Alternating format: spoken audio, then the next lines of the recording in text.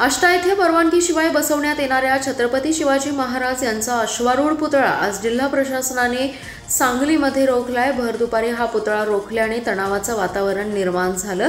दरम्यान राज्य निवडणूक आयोगाकडून निवडणुकीची घोषणा झाल्यानंतर पोलिसांनी सदरचा आष्टातील पुतळा समितीशी संवाद साधला। त्यानंतर त्यांना ताब्यात घेऊन पुतळा पुन्हा मूर्तिकाराकडे सुरक्षित नेण्यात आला। आष्टा येथे छत्रपती शिवाजी महाराजांचा पुतळा उभारण्यावरून गेल्या 2 वर्षांपासून वाद सुरू आहे। पुतळा समितीने लोकवर्गणीतून पुतळा तयार करण्यास सुरुवात केली। पंचधातूंचा अश्वारूढ पुतळ्यासाठी तब्बल 32 लाख रुपयांचा खर्च करण्यात आलाय। या पुतळ्याच्या चबुतरा अद्याप झालेला नाही। तथापि हा पुतळा एका संस्थेच्या नियंत्रणाखाली सुरक्षित ठेवण्यात येणार होता। त्यासाठी आष्ट्यातील नागरिकांनी आज तो पुतळा नेण्यासाठी मिरजेत आले। याबाबतचं पत्रही प्रशासनास दिल्याचं सांगण्यात आलं। दुपारी 1 नंतर हा पुतळा एका टेम्पोतून सांगलीतून आष्ट्याला नेण्यात येत होता। याबाबतची माहिती मिळताच शहर पोलिसांसह आष्टा पोलिसांनी बायपास रस्त्यावर तो टेम्पो रोखला। त्यानंतर आक्रमक नागरिकांनी जोरदार घोषणाबाजी सुरू केली। आष्टा शहर पुतळा समिती आणि आष्टा शहर विकास आघाडीचे कार्याध्यक्ष वैभव शिंदे यांच्या नेतृत्वाखाली जोरदार आंदोलन करण्यात आलं। पुतळा नेल्याशिवाय आम्ही हटणार नाही अशी भूमिका घेण्यात आली। दरम्यान सायंकाळी उशिरापर्यंत हा तणाव होता।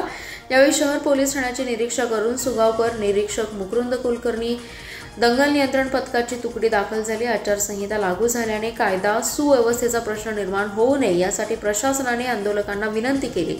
त्यानंतर शहर पोलिसांनी आंदोलकांना ताब्यात घेतलं। वैभव शिंदे, आष्टा शहर विकास आघाडीचा कार्याध्यक्ष।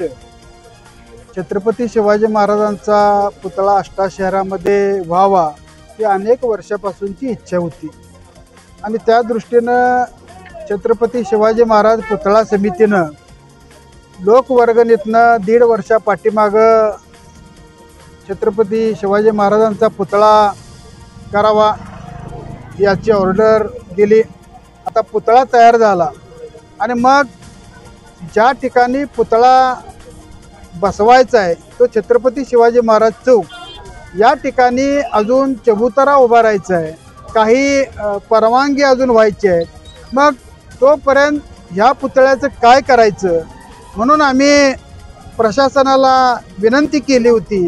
SP साहेबांकडे केली, कलेक्टर साहेबांकडे केली, त्यांच्याकडे आम्ही निवेदनं दिली।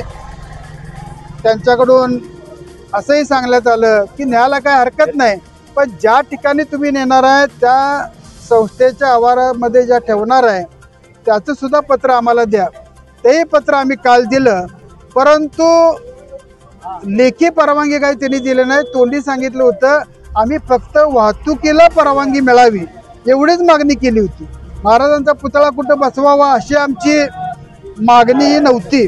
फक्त महाराजांचा पुतळा आष्टा शहरामध्ये एका कॉलेजच्या आवारामध्ये आमच्या जबाबदारीवर, त्या कॉलेजच्या जबाबदारीवर आम्ही ठेवतो अशा पद्धतीची आमची मागणी होती। आचारसंहितेचा प्रश्न नव्हताच इथं। आचारसंहिता 4 नंतर लागली असेल का नसेल आम्हालाही माहीत नाही, पण आम्ही 1 वाजताच पुतळा त्या कारागीरकडून हलवला होता।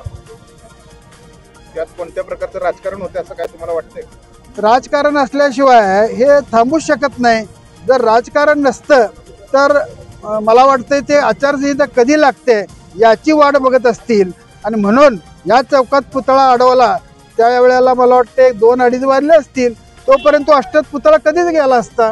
पण आष्ट्यामध्ये पुतळा जाऊ नये याची जबाबदारी बहुतेक कुणीतरी राजकारण करण्याचा प्रयत्न केलाय असं आम्हाला सगळ्यांना वाटते। कष्टीकरांची भूमिका काय आता या संदर्भात, पुढची भूमिका काय?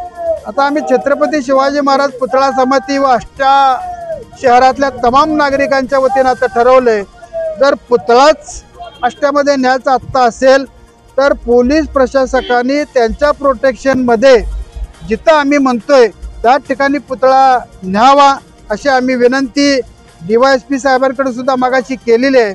आणि जर त्या पद्धतीला सुद्धा ते तयार नसतील तर आम्ही इथून पुतळा मागं नेणार नाही। त्यांचं म्हणणं आहे की कारागीरकडे परत पुतळा न्या, असं कुठं झालंय का? आम्ही म्हणतोय तुम्ही पुतळा आष्ट्याला न्यावा प्रशासकांना अशी आमची विनंती आहे त्यांना। कशासाठी अडवलाय नेमका? ते म्हणतात लेखी परवानगी पाहिजे। आता लेखी परवानगी कधी लागली असती? कशाची? न्याला पुतळा न्याला। आता लोकवर्गणीतला पुतळा त्याला जर लेखी परवानगी घ्यायची असेल बरं आम्ही काय शासकीय जागेवर नेऊन कुठं बसवतच नाही. शासकीय जागेवर नेऊन बसवायचा असता पुतळा तर नक्की परवानगीची आवश्यकता होती. परंतु कुठंही कायदा सुव्यवस्थामध्ये अडचणी येऊ नयेत यासाठी आम्ही लेखी निवेदनं जिल्हाधिकारी असेल SP साहेब या सगळ्यांना देऊन परवानगी मागितली होती. परंतु प्रशासकानं वेळच लावल्यामुळं ही आत्ता खऱ्या अर्थानं वेळ आलेली आहे.